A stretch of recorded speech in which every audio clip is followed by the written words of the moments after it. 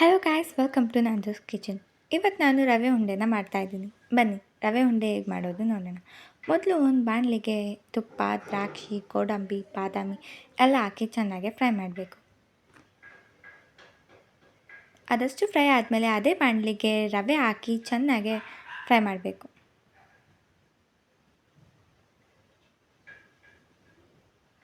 ಆದಷ್ಟು ಫ್ರೈ ಆದಮೇಲೆ ರುಬ್ಬಿಟ್ಕೊಂಡಿರುವಂಥ ಕೊಬ್ಬರಿನ ಹಾಕಿ ಚೆನ್ನಾಗಿ ಫ್ರೈ ಮಾಡಬೇಕು.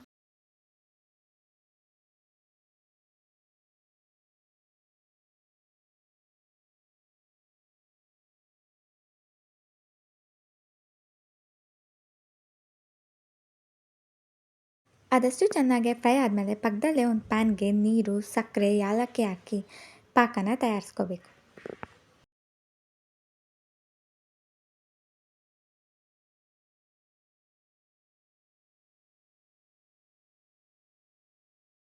ಈಗ ಪಾಕ ಕುದೀತಾ ಇರಬೇಕಾದ್ರೆ ಪಕ್ಕದಲ್ಲೇ ಒಂದು ಪ್ಯಾನಲ್ಲಿ ಹಾಲು, ಸಕ್ಕರೆ, ಏಲಕ್ಕಿ ಹಾಕಿ ಚೆನ್ನಾಗಿ ಕುದಿಸ್ಕೋಬೇಕು.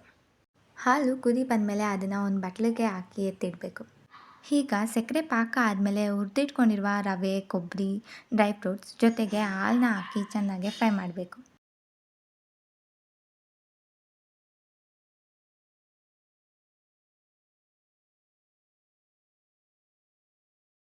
ಆದಷ್ಟು ಚೆನ್ನಾಗಿ ಫ್ರೈ ಆದಮೇಲೆ ಅದನ್ನು ಗುಂಡಕ್ಕೆ ಉಂಡೆ ಕಟ್ಟಿದ್ರೆ ಆಯಿತು. ನಮ್ಮ ಸಿಹಿಯಾದ ರುಚಿಕರವಾದ ರವೆ ಉಂಡೆ ತಯಾರಾಗಿದೆ. ಈ ವಿಡಿಯೋ ನಿಮಗೆ ಇಷ್ಟ ಆಗಿದರೆ ಲೈಕ್ ಮಾಡಿ, ಶೇರ್ ಮಾಡಿ, ಕಮೆಂಟ್ ಮಾಡಿ ಮತ್ತು ನಮ್ಮ ಚಾನಲ್ನ ಸಬ್ಸ್ಕ್ರೈಬ್ ಮಾಡೋದನ್ನ ಮರಿಬೇಡಿ. Thank you all for watching this video.